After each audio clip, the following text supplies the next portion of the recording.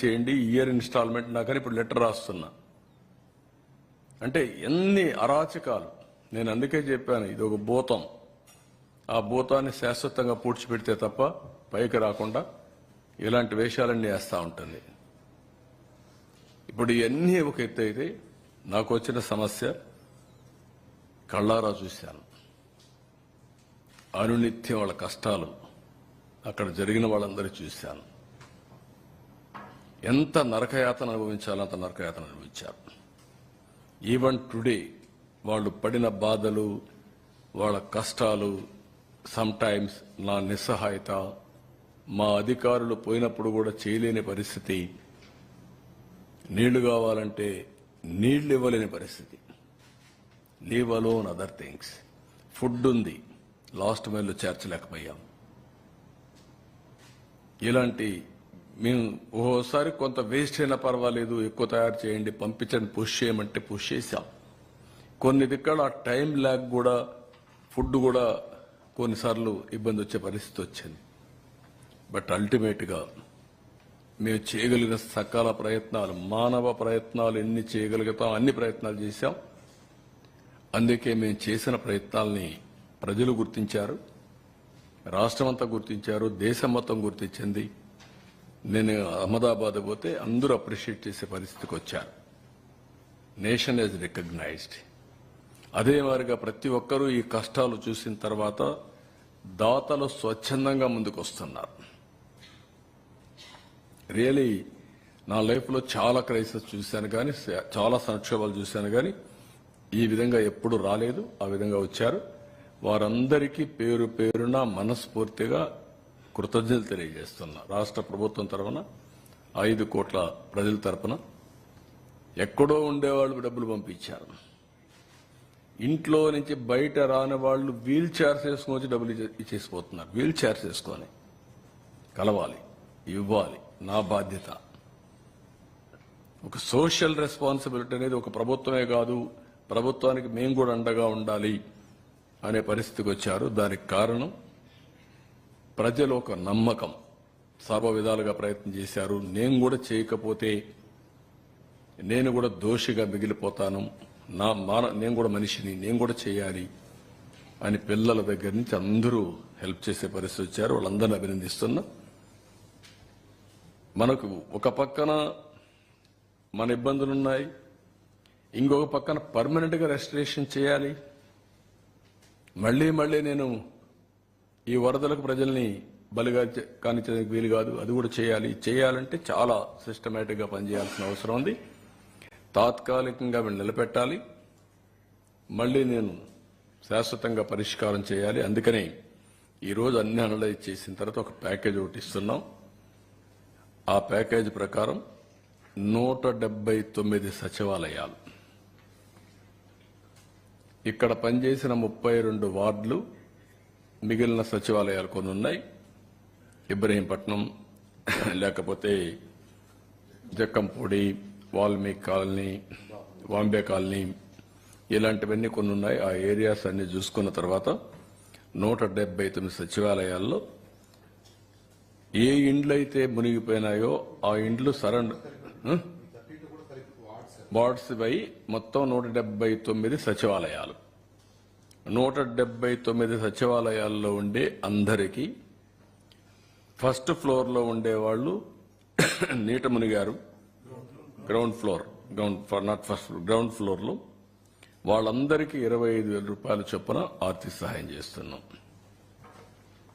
వాళ్ళ టీవీలు పోయినాయి, లేకపోతే అక్కడ ఎలక్ట్రానిక్ గూడ్స్ పోయినాయి, చాలా నష్టపోయారు. ఇది చరిత్రలో ఫస్ట్ టైం ఒక్కొక్క ఇంటికి ఇంత పెద్ద ఎత్తున 25,000 ఇవ్వడం అనేది ఇది ఫస్ట్ టైం. ఒకప్పుడు 4,000 రూపాయలు. భోజనాల కాడ ఎక్కడా మేము లోటు చేయలేదు. ప్యాకేజీ కింద కూరగాయలన్నీ ఇచ్చాం. 25 కేజీల బియ్యం, 1 KG palm oil, 1 KG sugar, 1 KG పప్పు, 2 కేజీలు ఉల్లిపాయలు, 2 కేజీలు పొటాటో, ఇవన్నీ ఇచ్చాం. ఇవన్నీ ఇచ్చిన తర్వాత ఇప్పుడు 25,000 రూపాయలు ప్రతి ఒక్క ఇంటికి ఆర్థిక సహాయం చేస్తున్నాం. రెండోది, ఫస్ట్ ఫ్లోర్లో ఉండే అందరికీ ఒక 10,000 రూపాయలు ఆర్థిక సహాయం చేస్తున్నాం అందరికీ ఇర్రెస్పెక్టివ్. వాళ్ళు కూడా ఒక ట్రామా అనుభవించారు, పని లేకుండా 10 రోజులు ఇంట్లో ఉన్నారు.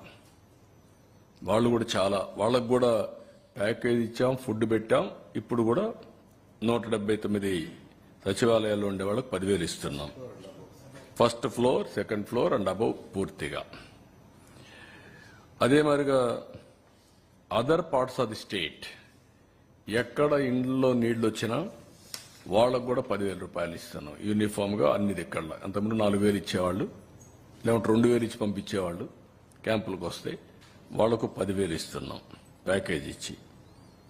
స్మాల్ ఎస్టాబ్లిష్మెంట్స్, కిరాణా షాపులు, చిన్న చిన్న టీ కొట్లు, ఇలాంటివన్నీ ఉంటే వాళ్ళందరికీ 25,000 రూపాయల చొప్పున అందరికీ ఇస్తున్నాం.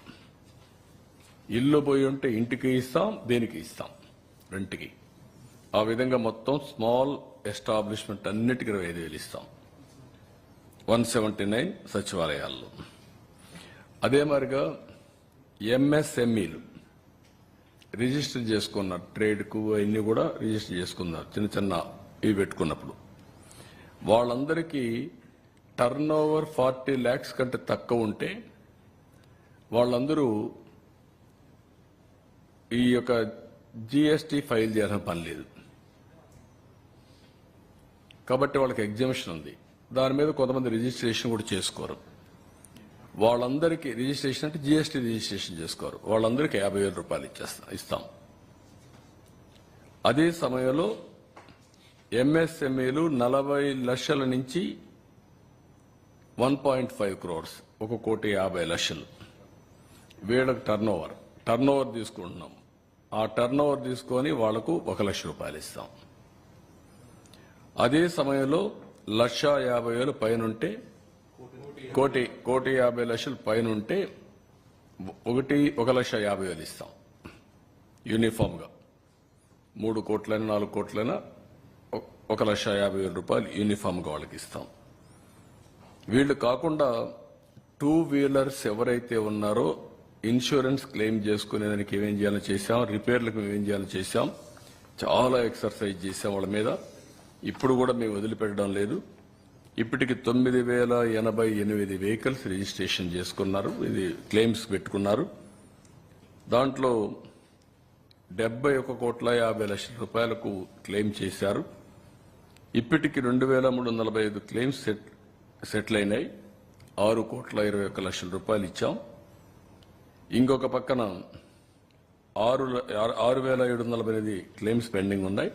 దీనికి 65,29,00,000 పే చేయాలి. దీని మీద పరిశీలన చేస్తున్నాం. నేను మళ్ళీ 27వ తారీఖు చెప్తాను అందరికీ. మళ్ళా నేను మీటింగ్ పెడతాను, వాళ్ళందరితో మాట్లాడి ఇవి సెటిల్ అయ్యే వరకు వాళ్ళకి అండగా ఉంటాం. ఎవ్రీడే నేను రిపోర్ట్ తీసుకొని ముందుకు పోతున్నాను. ఇవి కాకుండా ఇక్కడ పుష్ కార్డ్స్ అన్నీ కూడా ఆటోలు